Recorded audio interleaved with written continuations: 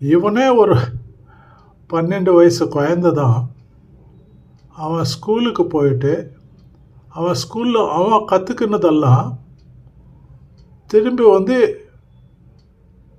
School இல்லாத டைமில் அங்கே குடியிருக்கிற நிவாசிக்கிற ஒரு குடிசை பகுதி குழந்தைங்களுக்கெல்லாம் ஸ்கூலுக்கு போக முடியாத அளவுக்கு இருக்கிற குழந்தைங்களுக்கெல்லாம் அவன் ஸ்கூலில் கற்றுக்கின பாடங்கள்லாம் இந்த குழந்தைங்களுக்கு இவன் ஒரு டீச்சராகி is teaching helping the children to learn.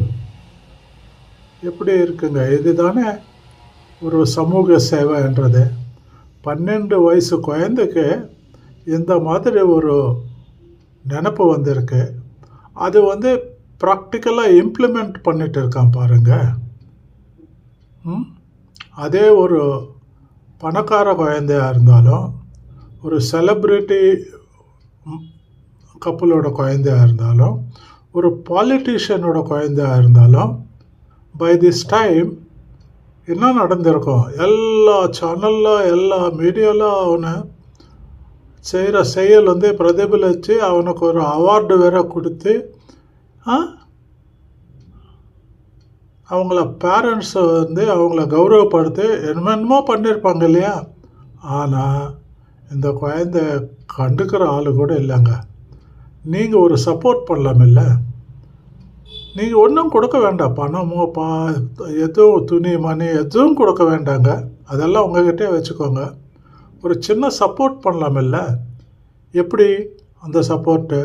ஒன்றுமே இல்லைங்க. ஒரு லைக் பண்ணுங்கள், ஒரு ஷேர் பண்ணுங்கள் இந்த வீடியோ, ஒரு சப்ஸ்கிரைபும் பண்ணுங்கள். இந்த மாதிரி வீடியோஸ் நீங்கள் சப்ஸ்கிரைப் பண்ணதாங்க, that is you are contributing a small mite to the society. Is it not?